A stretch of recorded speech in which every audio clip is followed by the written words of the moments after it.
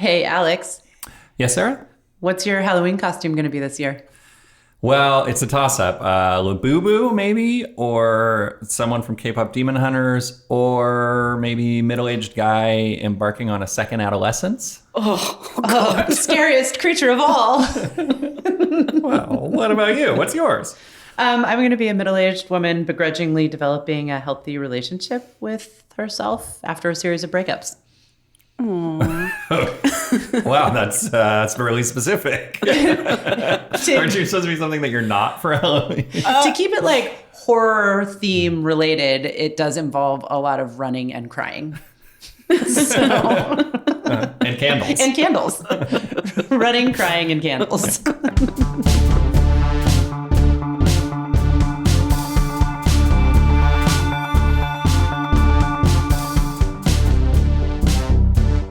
Welcome to Spooky Season and Season 5 of Mistakes Were Made, a podcast about non-monogamy for messy people like us. I'm Sarah. I'm a queer, non-monogamous therapist, parent, and writer.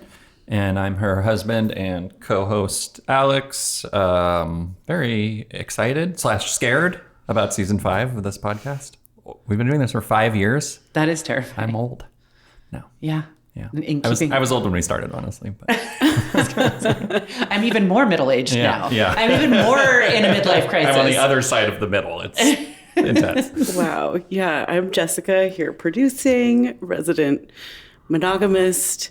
Does this mean that we hadn't turned 40 when we started the podcast? Well, I remember when we first opened our marriage, I was still like getting a lot of mileage out of being under 40 on the dating apps. I was like, oh no, I'm 39. So I think it was probably around 40. Mm-hmm. Yeah. We did it like right around my 40th birthday, essentially. Mm-hmm. Wow. Happy birthday. Yay. Okay. Yeah. Well, season 5, the spookiest season of all. Turn 40, have a 2-year-old, turn 40, COVID, open your marriage, go to grad school. Mm-hmm. That was my first midlife crisis. Yeah. And it was not even the best one, not even the most intense one. Yeah. I mean, it was just where I started. How many have you had since then? Let's see, how many years have there been? 5. Can I? So it's annual. It's an annual midlife crisis. Although an annual year-long midlife crisis. I was joking with our shared friend, Sarah, and we were talking about how we had been microdosing midlife crises since we were like 12. So in fact, It's like we're just kind of constantly reorienting to our midlife crises, not like there's not a hard hit. So smart. I wish I'd done that. I've been trying to tell you for years. I'm like, you, sir, are not afraid enough of death. Yeah. God, such a great point. Well, as we'll discuss in this episode, there are reasons for that. There are many things I've been suppressing. There are. And I look forward to unsuppressing all of them in the next 45 to 60 minutes. So we'll resolve it all, I'm sure. Yeah. Mm-hmm. In case you haven't already caught this vibe, it's been an exciting break for us. We have cried and run and cried, laid on the floor and cried. On the floor and cried. Different floors. I laid on the porch and cried. Lit some candles and cried. And we've kind of gone back and forth on how much we want to share about it via the podcast. I think there had been this sort of open hope that by the time the new season rolled around, we would have sorted it out enough that we wouldn't have to share anything too raw. Yes, which is what I was saying between season 3 and season 4 and season 4 and season 5. Right. I think also 1 and 2, just for the record. Yeah. So here we are again. And I guess maybe the first question is just like to go around and be like, let's talk about what the struggle has been, and then use that to kind of like segue into our discussion about life stages, midlife crises, and polyamory. Oh, I didn't know we were going to do that. Okay. It's right there in the script, buddy. What if we characterized each other's? Would that be better? Oh, yes. Ooh. Wonderful. Maybe that's easier. Yeah. Okay. Mm-hmm. Okay. So should I characterize yours first, Alex? Yes, of course. Okay. Yeah. You always do. So about a year and a half ago, your dad died, and that coincided with the end of pretty important relationship, or a relationship you'd been in for a long time, which kicked off some anxiety and grief that then maybe got channeled into exploring like group sex parties, and relationships inside that community. And it seems like recently you've felt kind of dysregulated and a little bit unsafe in some of that exploring. And it's kind of coming back with a vengeance.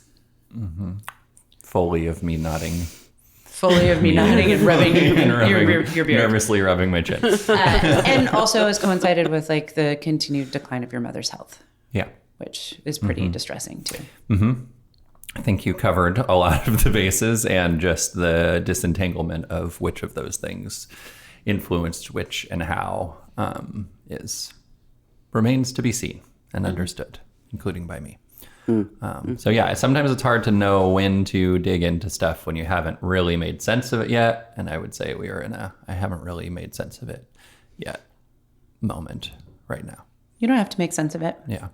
That's what Erik Erikson is for. He's going to make sense of everything. That's the Viking. It's like everything is all about marauding, pillaging.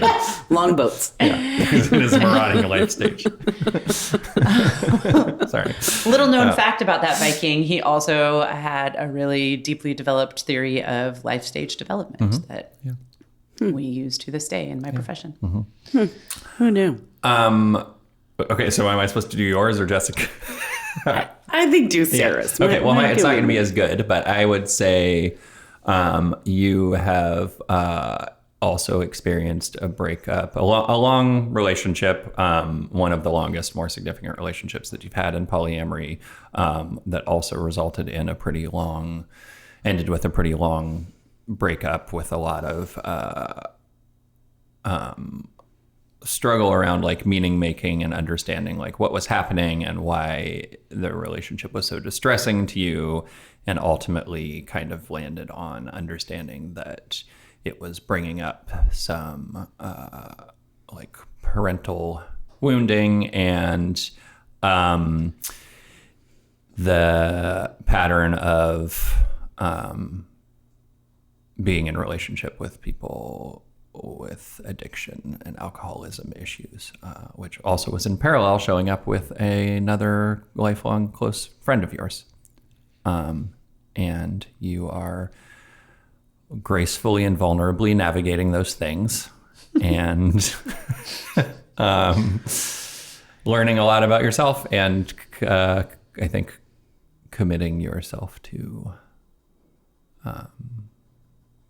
engaging, understanding, and perhaps healing. Nice way of putting it. And that's the end. Shortest podcast episode ever. Done. Yeah. Yeah. I think that pretty much summarizes the things that I've been struggling with in my personal life. Yeah. See, I've been listening. Yeah, I've been listening. Thank you. I appreciate that. Yeah. So what does that have to do with famous Viking Erik Erikson? Well, okay. So I was fretting about all of this again last week, 2 weeks ago, whatever. And I was like, God, this is really getting fucking annoying. And it feels really like adolescent and young. And I'm getting fucking sick of it. And I was like, this does not, I'm a 45-year-old woman. And I have definitely like been able to intellectualize some of what's happening, especially I think because of my profession.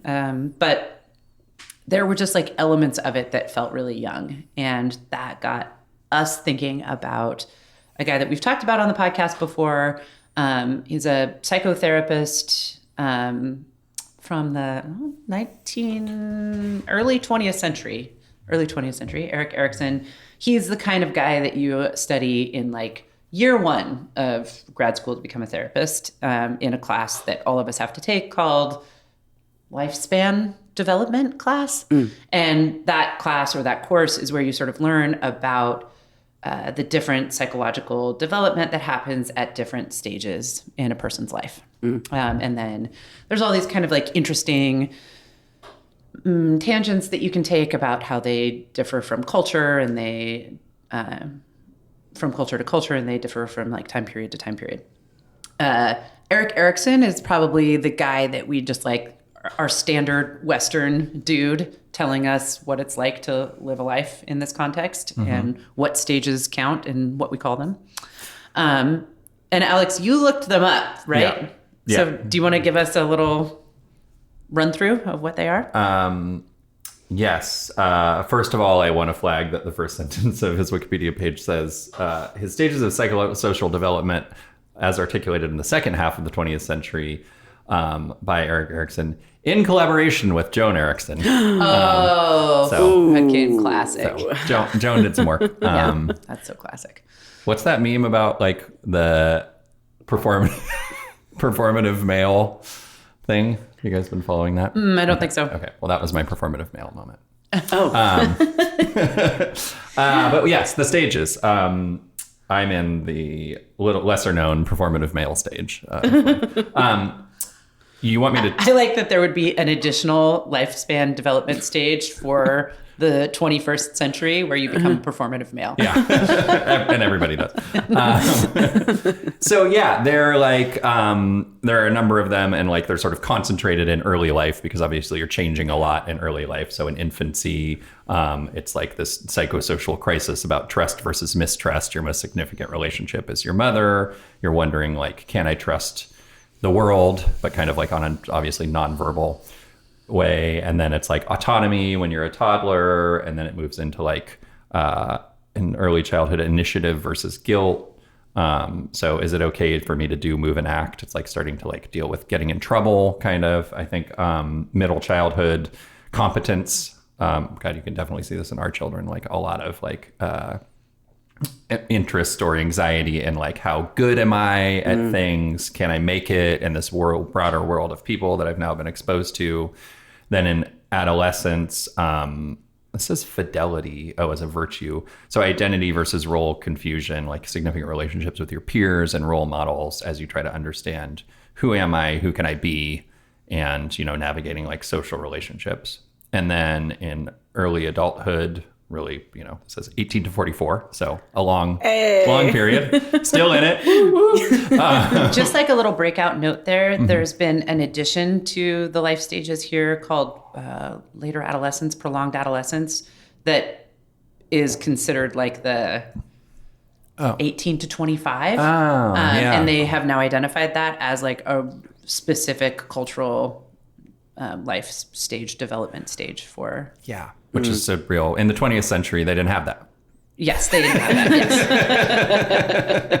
Yes, exactly. Until millennials. Right. Yeah. In the 20th century, you just got a job and bought a house when you were 18, if you were white, at least. And then there you were, adulthood. Anyway, in adulthood, you were exploring love, uniting yourself with another person, intimacy versus isolation. Middle adulthood, like care, generativity versus stagnation. Can I make my life count? So like sort of deep into your like, what am I doing with my life? How is it meaningful beyond just relationships maybe? And then late adulthood, wisdom and ego, integrity versus despair. Dang. Yeah, this one's what age, so hardcore. What age is that coming from? 65 and above. You got a few years. The existential question, is it okay to have been me? Oh. Yeah.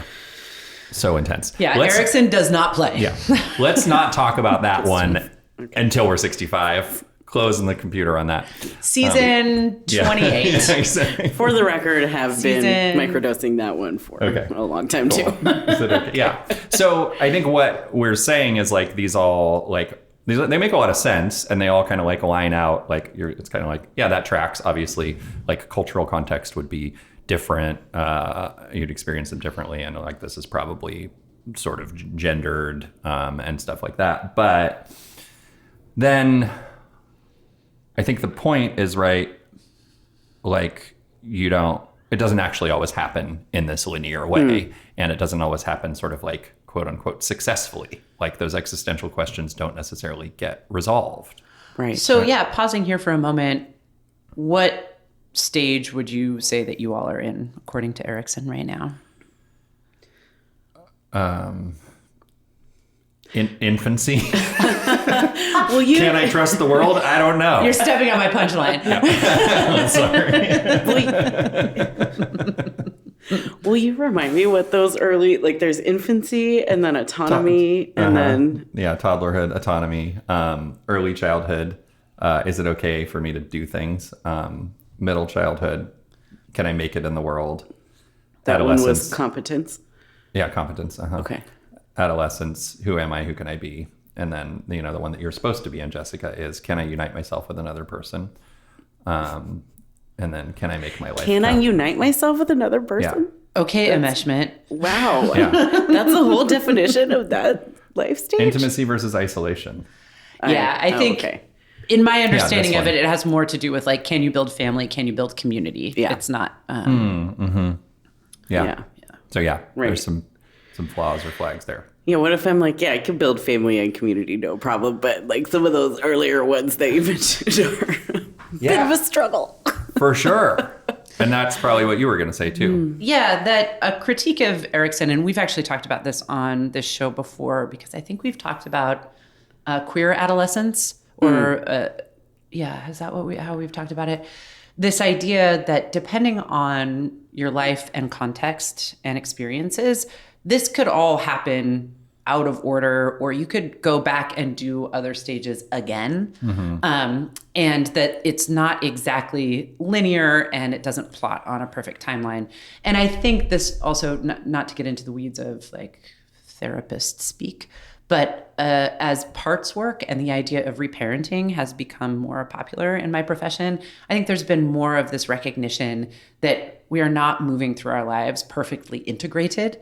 Like all of these parts of ourselves, all of these stages are not in perfect integration with each other. But in fact, we are made up of many parts, some that have been sort of abandoned or underdeveloped or forgotten or banished, some that have been like overdeveloped and overpraised. And a lot of what we end up doing in therapy is kind of trying to name and identify some of those lesser known parts and bring them into the stage that we're in now. And isn't sort of the arc of like the broad understandings of like mental health and psychology, like moving from these like rigid frameworks where you're like, normal people do this, and then there are like a small subset of people that are abnormal, have like problems, and you know, we need to identify and treat those people kind of on a medical model, moving now into much more like everybody got problems, everybody needs this is all on a spectrum. Mental health care. Yeah. Yes. And then also, so I think that I'm comfortable saying that that's probably true in some way, shape, or form for everyone. You know, that there are some parts that have been underemphasized, others that have been overemphasized, some parts of our development that feel more complete and integrated, and other stages of our development that feel less so, right? Yeah. And I think that's fine. Fine, good even. And I think that we need to talk about how certain experiences in particular can create the conditions for a kind of stunted development and psychosocial maturing at different stages that can be harmful and that we can feel really compelled to go back into, even if it's kind of like age inappropriate. Yeah. So that's like a fancy way of saying, if you've experienced some kind of significant or even just trauma, if you experienced trauma, attachment trauma in one of these stages, that could impact like how healthily developed that part of you feels. If you've struggled with addiction, a really like common characteristic of people who have struggled with addiction is that their emotional maturity will be somewhat stunted around when that addiction kind of came active for them.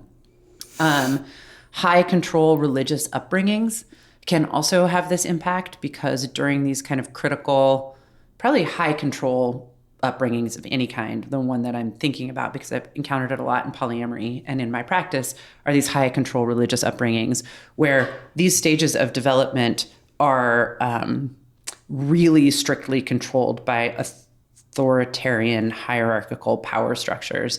And a lot of this stuff about your own value, your sexuality, your role in the world is prescribed and sort of forced upon you. So I think that can create like an interruption in some of that healthy integrated development that we're talking about.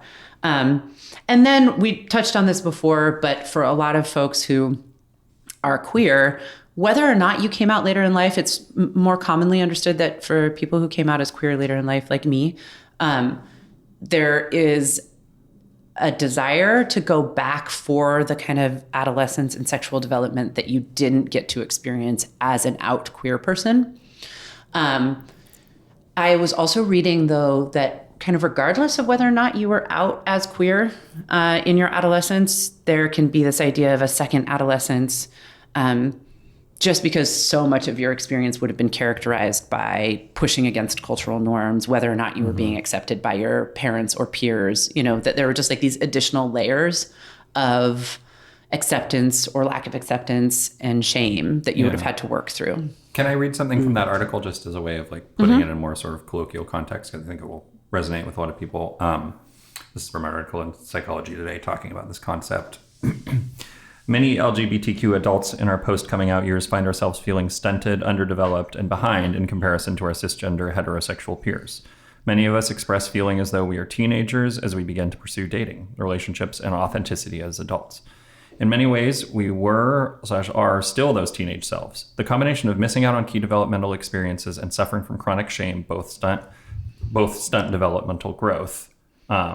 Robbed of our first chance of the adolescence we deserve, we end up needing a second adolescence. Yeah. Yes.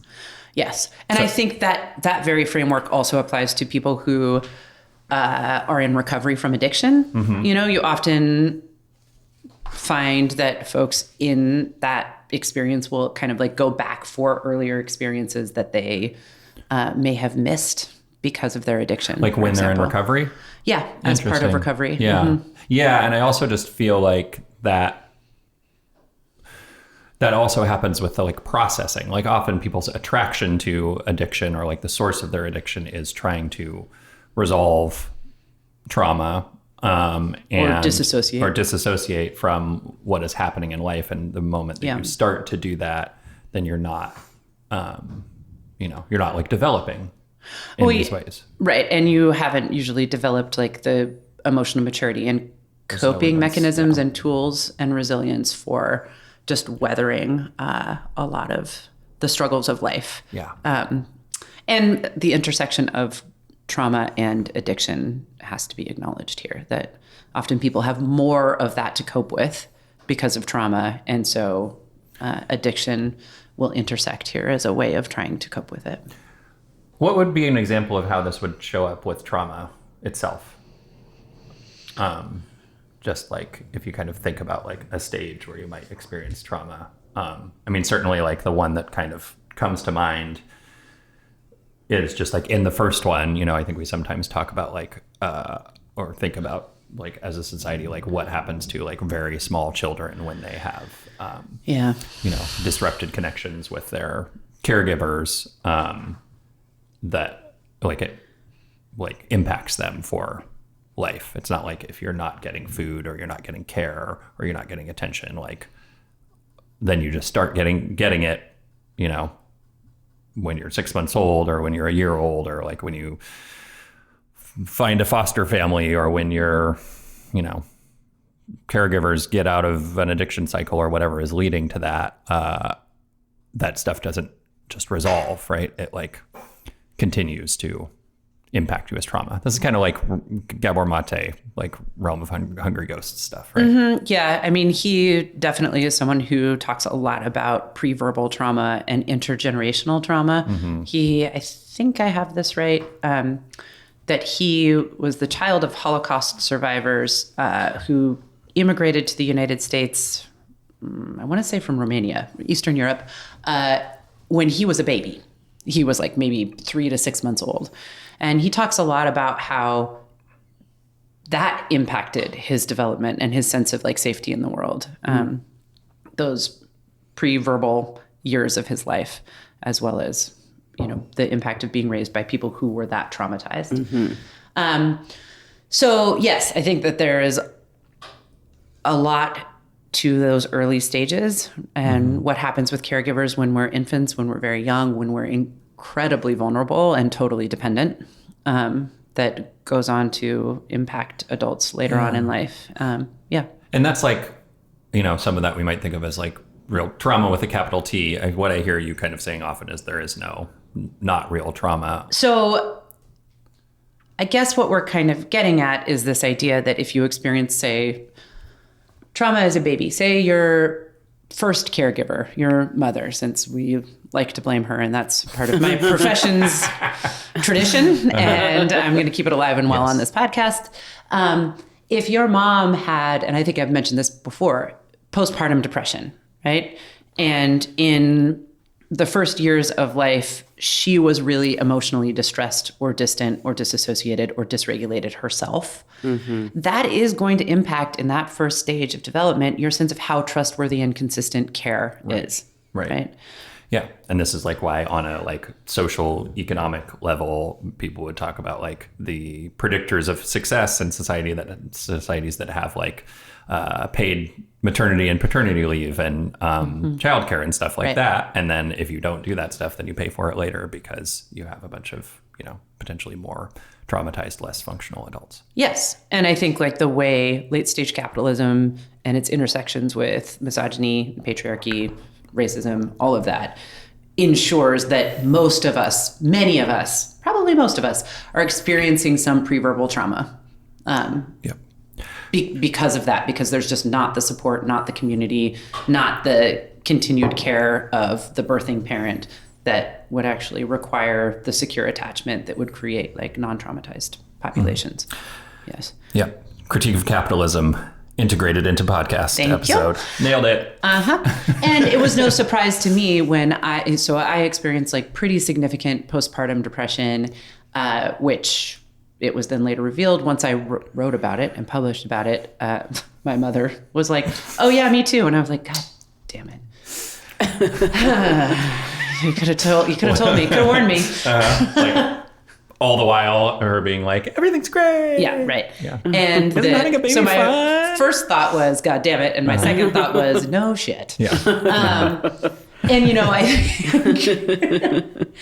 think that's a good example of how likely in my infancy, I didn't experience like secure, sustained, healthy, consistent care because I had a primary caregiver who was struggling in that way.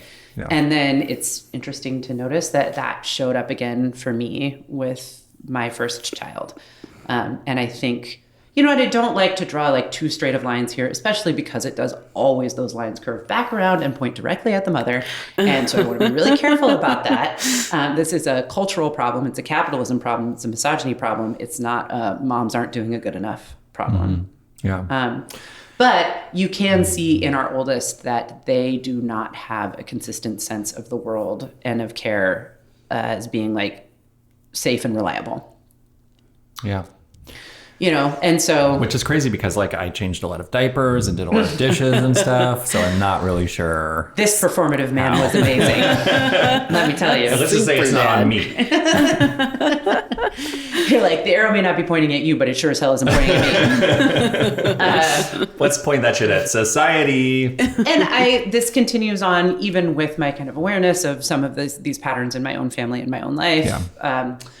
This continues to be a source of anxiety and angst for me, that can I depend on consistent care from the people around me who say they love me? And when I am struggling, the answer that just sort of like lights up again and again and again in my nervous system is no. No, you cannot. You cannot depend on that being consistent. I think this intersects with, I'm going to say this and then I'm going to stop talking for a second, I promise. But it also intersects with if you had caregivers who struggled with addiction. Addiction is another way that kind of consistency is interrupted. And so you you don't know who you're going to get. Yep. You don't know if you're getting the caregiver who is like attuned and caring and warm and safe in that moment, or you're getting the caregiver who has like emotionally disappeared, who you cannot reach, or who has like maybe actually physically disappeared.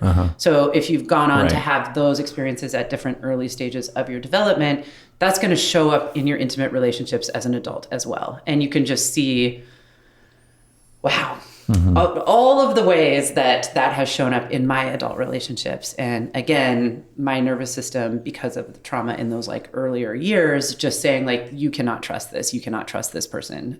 They are not going to show up consistently. You're going to have to overdevelop probably on the lifespan stuff, your autonomy. And so you'll see sometimes people who have this kind of trauma, in my experience, they'll be really overdeveloped in some areas. Like professionally, they'll be really overdeveloped. Yeah. I don't want to say over because it sounds judgmental. We're amazing. We've done a great job out there. But this idea that like we're really confident and successful and autonomous and in certain realms, like the professional realm or the creative realm or whatever, and then really, really underdeveloped in the emotional intimacy, love and sex realm. So yes. Yeah. To extend on that observation before we get into talking about what this has to do with polyamory, or as a segue to that, first of all, same. I think it's interesting that we like, you and I are like, in the lifelong relationship that we're in, like kind of both having some of those same, I think, presenting traumatic issues and like having found ways to like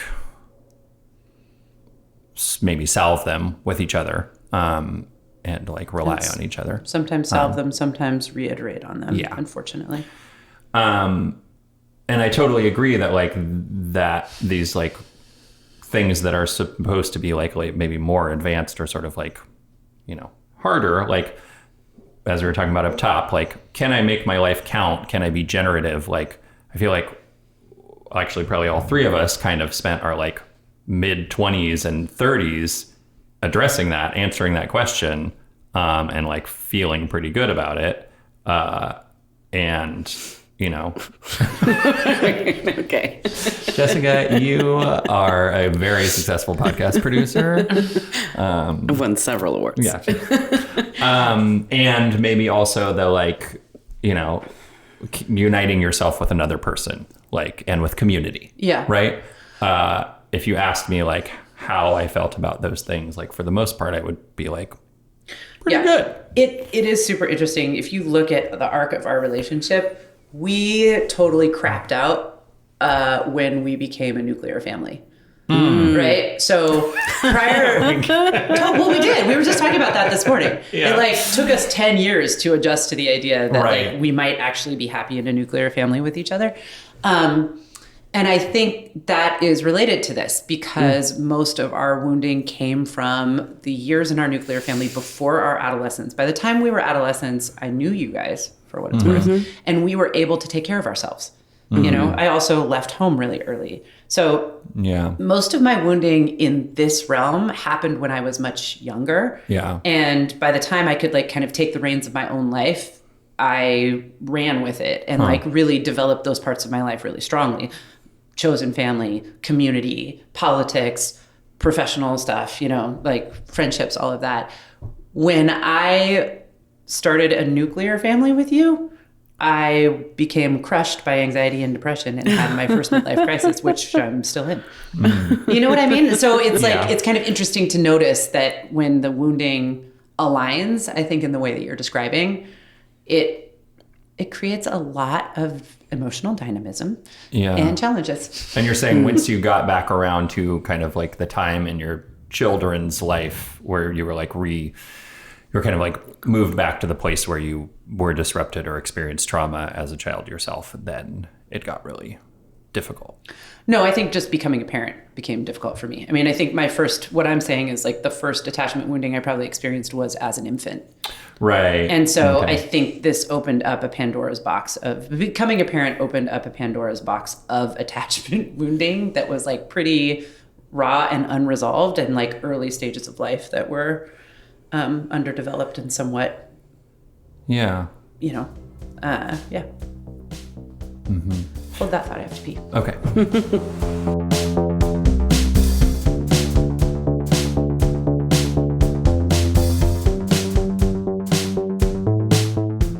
So, Sarah. Yes. What does all of this, your answer doesn't have to be funny this time. Sarah, Thank what does all of this have to do with polyamory? Or how does this show up with polyamorous people? Or maybe how did it show up for us? Great, yes.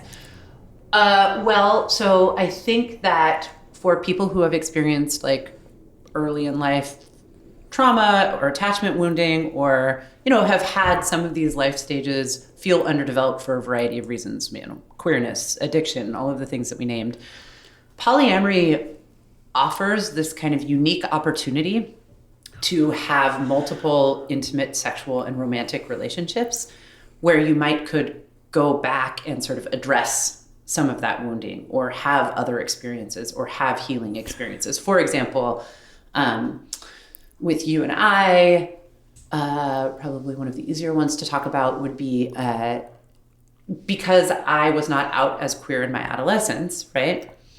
Polyamory offered this opportunity to open up and have like a second queer adolescence where I could go and date as a queer person who was out in the world. And certainly I went out there and had all sorts of ridiculous experiences that did kind of scan as teenagery, honestly. Yeah. And I could see the same thing. Like for me, I was going to say a minute ago, I think contrary to what you were saying, like my adolescence was sort of stunted by addiction.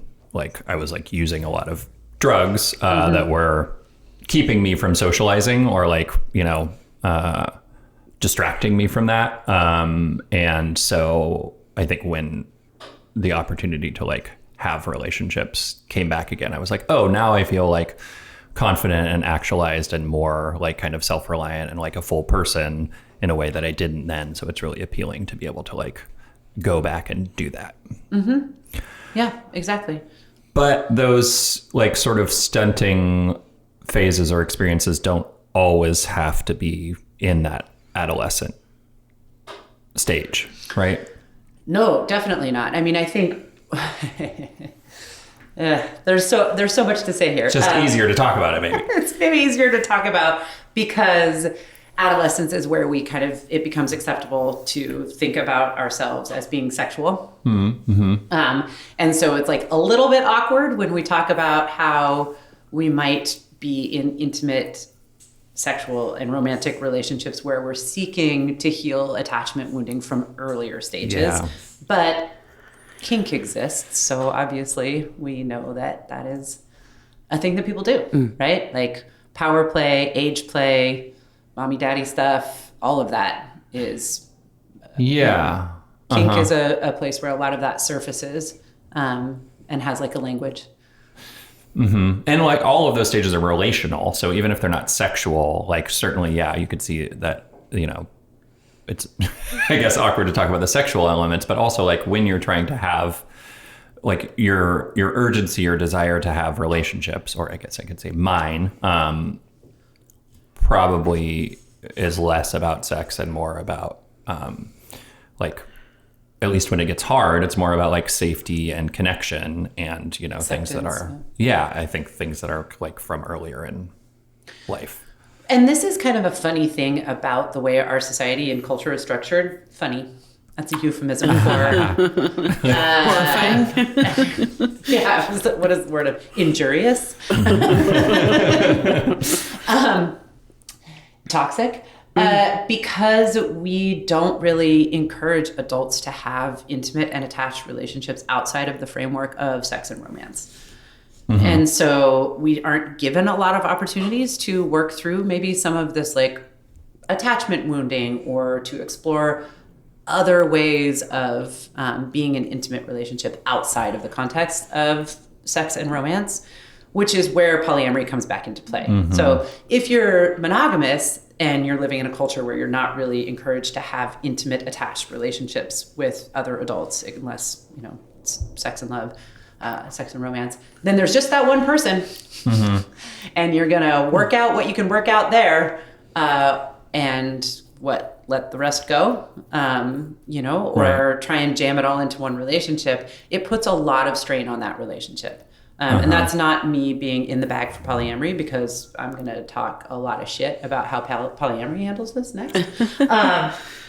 Because I also think that for some people with attachment wounding, being in a monogamous relationship where the structure is really boundaried, and you know that this person is committed to you specifically and especially in this way, can be what is healing.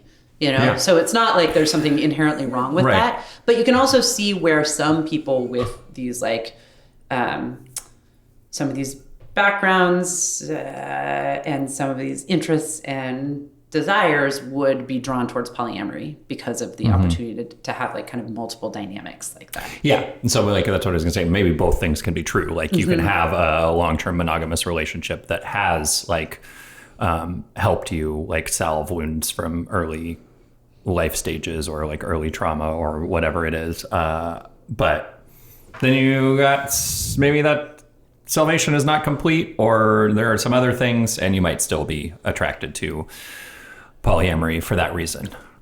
Yes. What do you mean?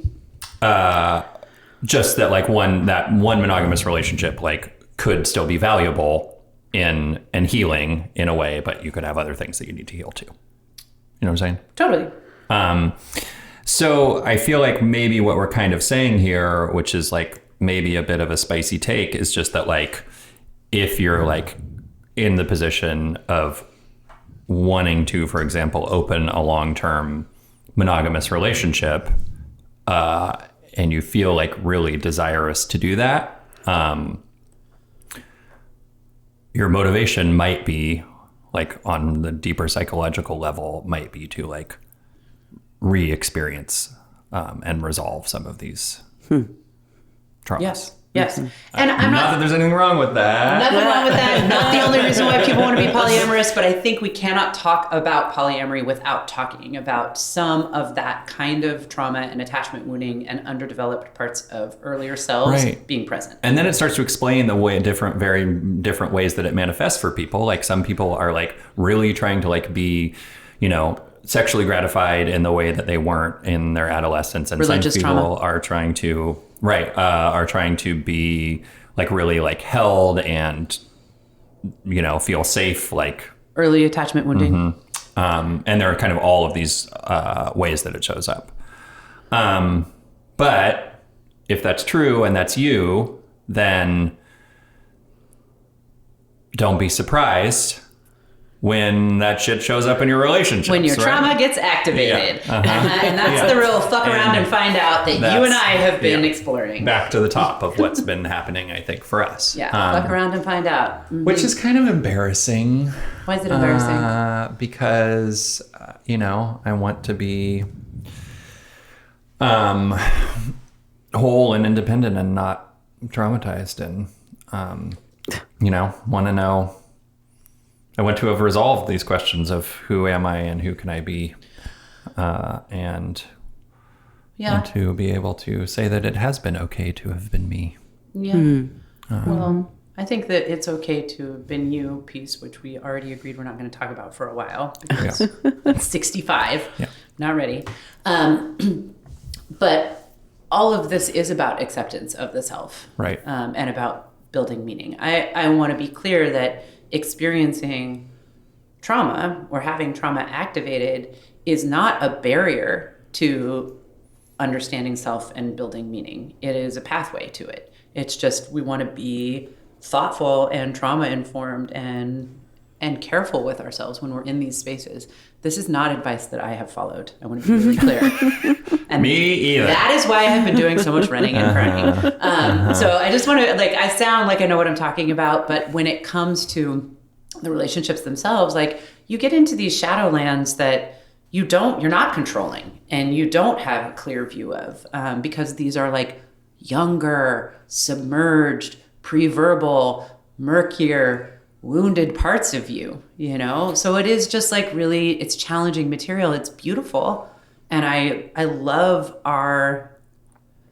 that human beings want to go there and find it out, figure it out, and fuck around and find out. I love that. I really defend our right to develop out of order. I think in a culture that where there's so much trauma, in a culture where children and adolescents are so mistreated, where there's so much abuse, and when there's so much addiction, we have to defend our right to go back for ourselves.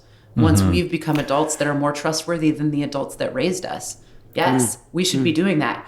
But that is some fucking hard ass business, and you're not going to good time your way through it. And I think that is where my critiques of polyamory come in, is that there is a way that people who, I'm going to put away my soapbox in a second, but people who have experienced similar types of trauma gather together, right? Again, an obvious kind of cultural example of this is chosen family.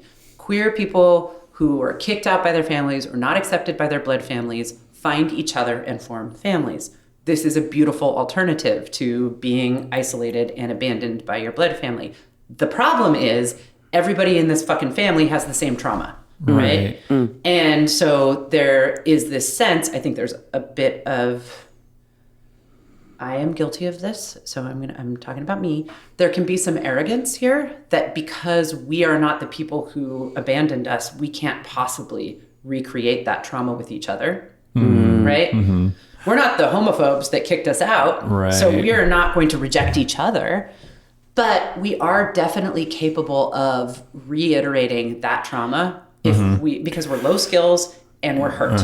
And so if we can't identify that we're all hurt in this way and build skills and awareness around that, I think we do run the risk of hurting each other more. Right. Or we're not the like religious authorities that have like controlled our sexualities and told us how we could or couldn't be, but we still might like create structures together that, I don't know, kind of reinforce power hierarchies and gaslighting and weaponizing sex and sexuality. It just won't look exactly the same, but it will be following like the same kind of like abusive, traumatizing impulses. And like all of this is why when I hear people like, you know, monogamous or sort of mainstream people be like, polyamory, no thanks, not gonna mess with that. I'm like, yeah, respect. Smart. Like, it's not fucking smart.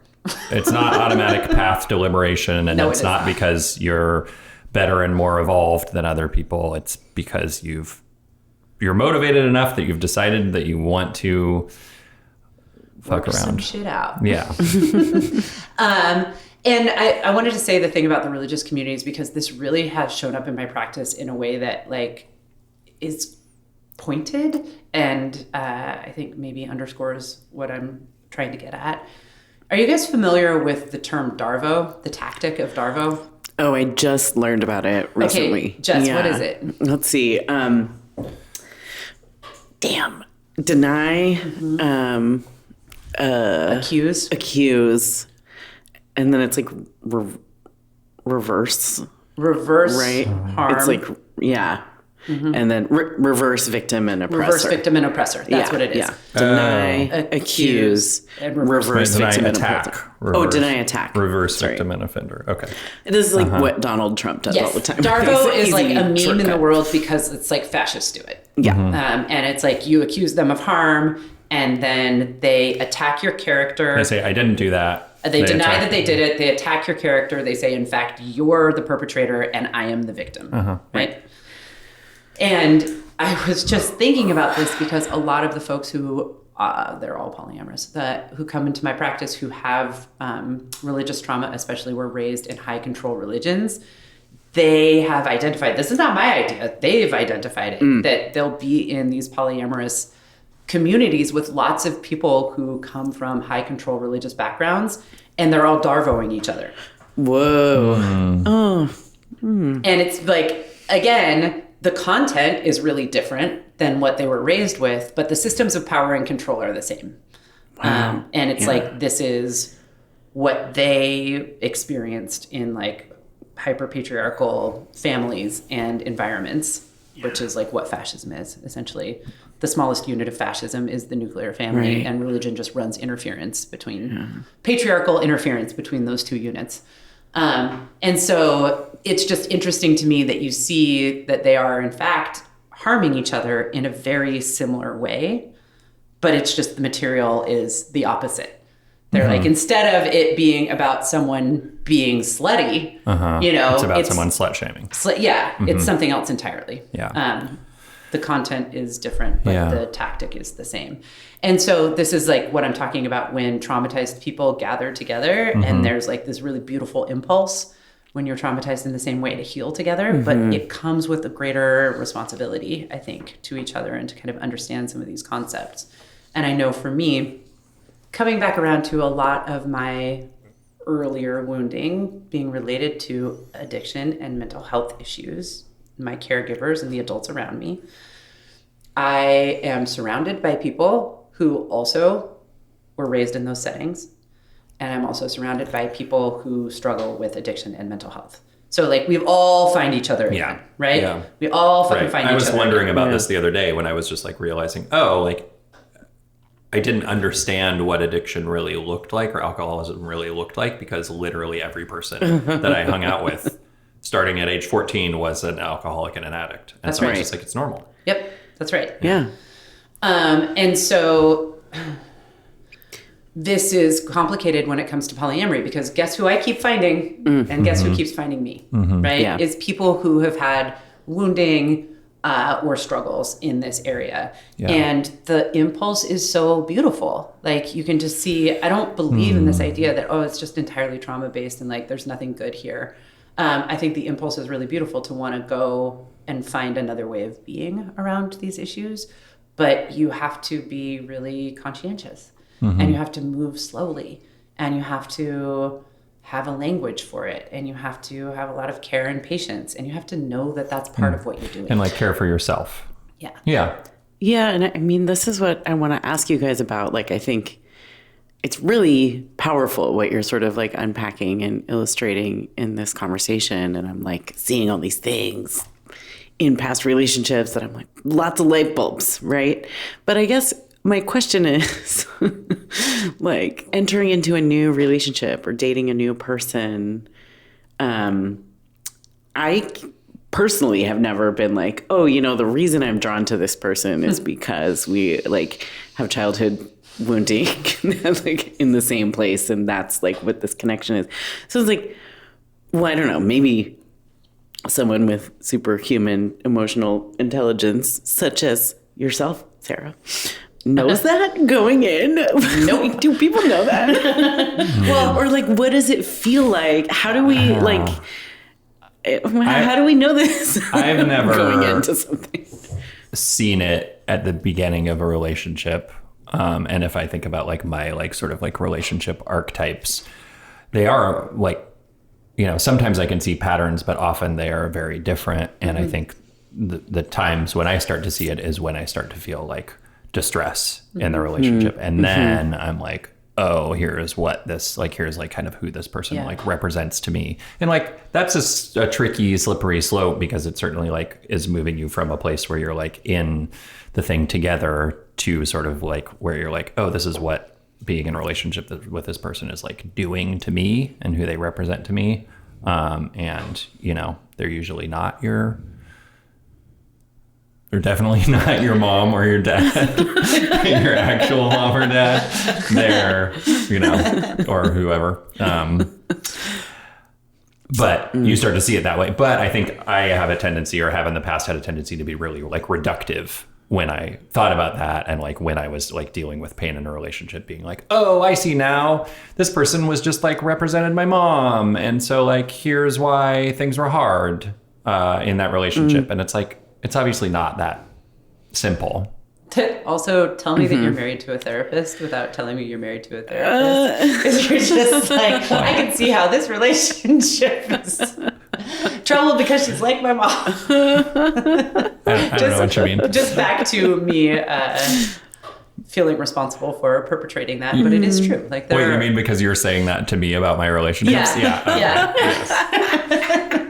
Totally. Yeah, for free. It's dope. You could be paying $200 an hour for that kind of analysis. I have some thoughts about like what does it feel like and what can we learn. I think let me put it this way. I think the midlife crisis that I am going through right now, whichever part of the arc that I'm in, is I don't want to do this the same way again. Yeah. I am done. I am like really, really done with this particular iteration of me trying to heal around loving people who struggle with addiction and around like loving across and through trauma and mental health challenges. I think that despite my job and Jessica saying that I am of high emotional intelligence, which I appreciate, you know, that little me is still so convinced on some level, if I'm just like charming enough and vigilant enough and lovable enough, I can find a way to get what I need and give everybody else what they need, despite the addictions, despite the mental health challenges, and despite the trauma. I think I have been conducting myself in relationships with perhaps Alex ours as an exception because of the complex demands on our relationship and the incredible work that we've done to try and address some of these things. I think in some of my polyamorous relationships and in early iterations of ours, that's what I was trying to do. I'm like, I don't know how to face any of this stuff. It's too scary. It's overwhelming. So what I kind of learned early on was be vigilant, be a little anxious, be charming, you know, try and be like as beguiling as possible, you know, be lovable, be good, do things that impress people. And then like, you'll get what you need, even though like the conditions aren't very good for it. You were like trying to kind of like crack the code that you weren't able to crack as a child or as an adolescent when you're family of origin. Right. And it's funny to think about how that's like it's like a little girl me, and I'm a grown woman, but I'm still like so sort of like powerfully underdeveloped probably in that area that it can just like suck me in again and again. And I'm like, that's when I was, you know, the beginning of this the beginning of this podcast, with the session I'm having with myself, when I was like, this feels really young and I'm sick of it. I think that was kind of like what I was getting at, is like, I really want to try and do something differently.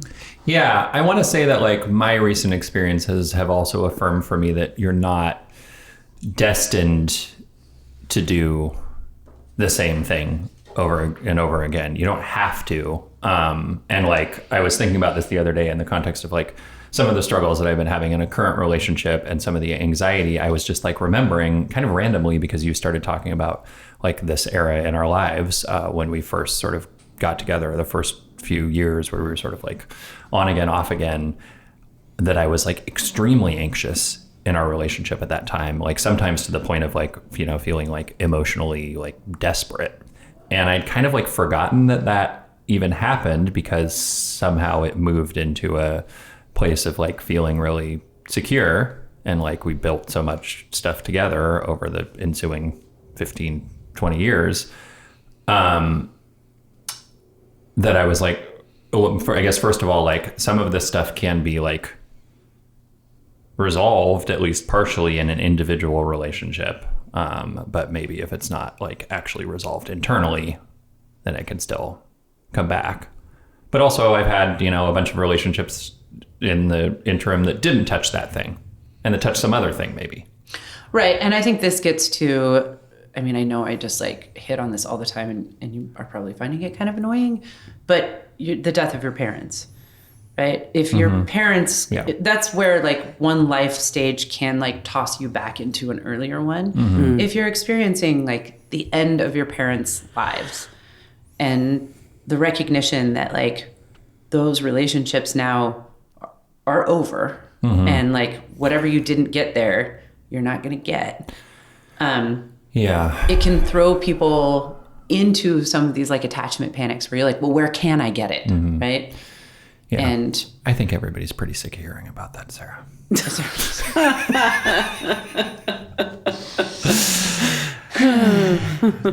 Just kidding.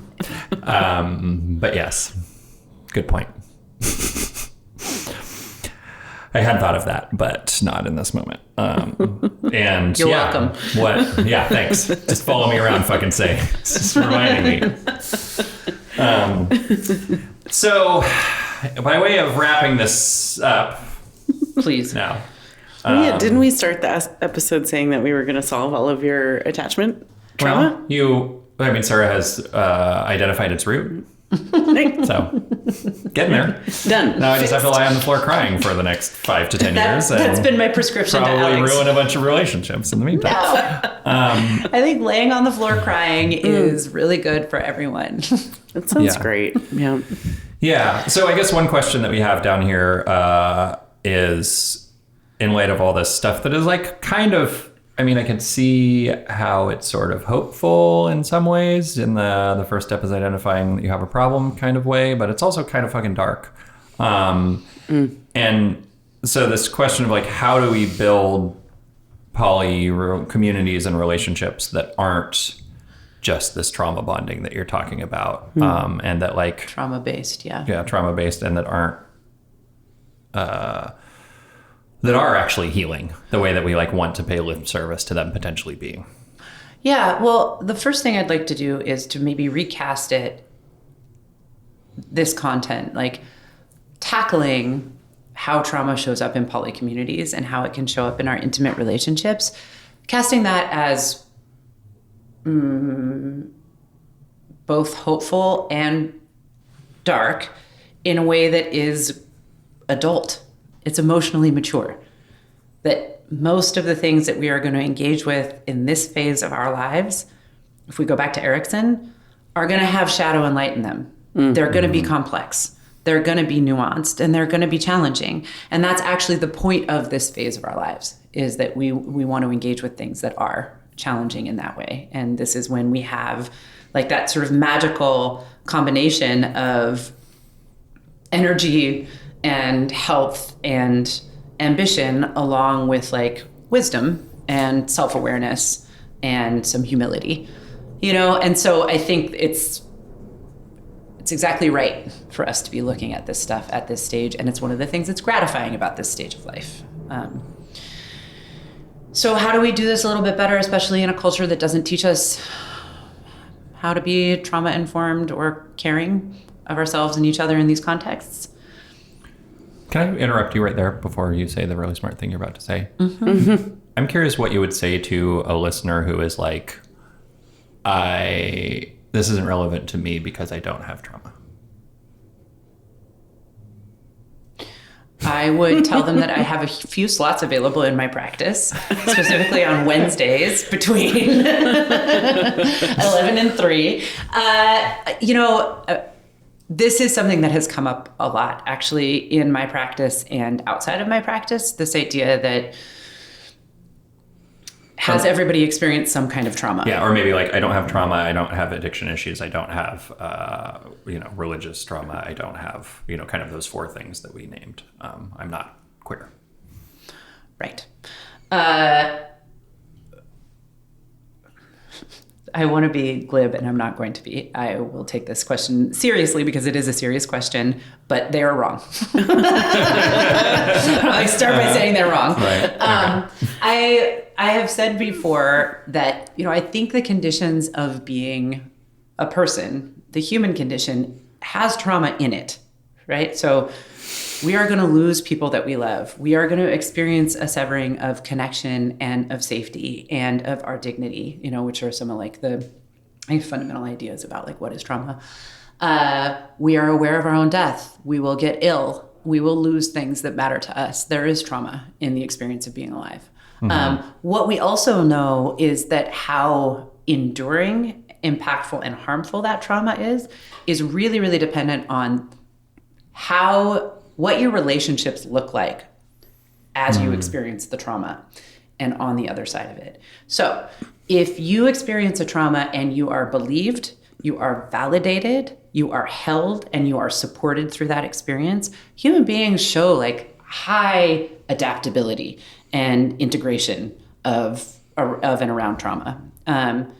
It is actually the experiencing trauma and having it denied, invalidated, ignored, being isolated from it, and under-supported that makes that trauma just go on and on and on and on and on and keep living inside you and your nervous system. and keep impacting you and the people around you.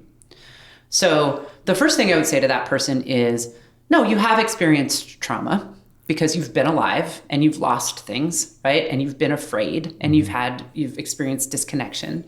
How was that handled? Was that handled in a way that kept you feeling like supported and validated?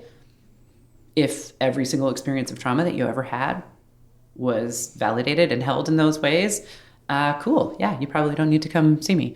But most people, that's not true in this culture. And I would say like, well, and then maybe like circling back to what we were saying before, like also maybe if you want to be poly, it's maybe more likely that you have experienced trauma. Yeah. And I'm not trying to be clever here. I also just want to say that there are incredibly high rates of abuse in this culture and of... in polyamory culture and just in culture in general. In this big, writ large culture. Yeah. This is an abusive culture. The U.S. Yes. Western culture is abusive. It's abusive to children. It's abusive to vulnerable people. The people who perpetrate the abuse are also often victims of abuse and disconnected and disassociated from themselves, which in and of itself is a trauma. This is a traumatized culture. We are a traumatized people. And like, you can absolutely slice this up and talk about it in specific ways, but I do not think that there is anybody in this culture who has not experienced some kind of trauma that needs to be cared for and validated and addressed. I don't think that, no. Yeah. Cool. Thank you for addressing that. What were you about to say before I interrupted you? Well, I guess that's like step one, which is just we have to accept we have a problem. We have a problem in this culture and it's trauma. Yeah. But step one is identifying that you have been hurt and you have hurt people. And that we are bringing some of these early experiences of that into the relationships that we have. And we want to hold that with care. And we want to be able to name it and talk about it and know as much about ourselves as we enter into relationships so that we can reach out and know others and have that experience in turn. I mean, obviously, I think everybody should be in therapy. I know that's not accessible to everyone, but I do think that everybody should be. And I definitely think everybody who's being polyamorous should be. That's a lot of intimate dynamics to be navigating without there being someone that you can talk to who is not relationally implicated in them. So there's that. But I also think that polyamorous folks need to remember that healing doesn't always have to be connected to sexual and romantic intimacy. And in fact, like polyamory, I think at its best, and healing from trauma also at its best, happens inside complex communities where you are cared for and held by people who you don't have sex with. And that's not something that is like normalized in our culture. It's not normalized in our culture. And like, again, I don't want to, this can happen in all kinds of ways. However it works for you is great and I want to hear about it. If a lot of your early attachment wounding is around like care and safety and trust, sometimes the best way to heal that is not necessarily by having a lot of sexual partners that are touching that exact wounding. You know what I mean? Who are you talking to? I'm looking at you. It could be. That could work for you, but I don't think it's going to work for you incidentally. I think it could work for you if you're I'm still looking at you. Looking over my shoulder to see if there's somebody like this. This is weird. You have to be like, I am seeking this in part through, these multiple sexual partners who activate these things in me. And this is something that I know that I'm doing and I'm bringing awareness to it and I talk about it. Yeah. What is fucking crazy about that though, is like how much time you can go, how much of this stuff that you can endure or like experience being like, I'm fine. You know, I had like 2-3 years of just being like, I'm fine. This is not happening to me. I'm triggered right now. Well. Do you know literally the most triggering thing for me is my male partners telling me they're fine. This has been like, this is a little postscript. I got to get this in.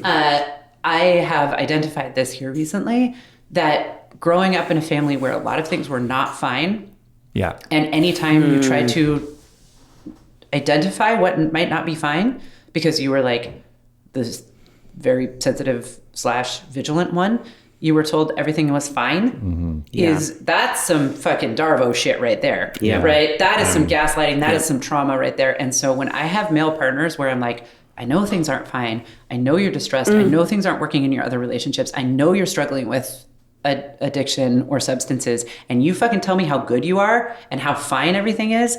I have never trusted someone less. Yeah. I've never trusted men less than men who are telling me how fucking fine they are.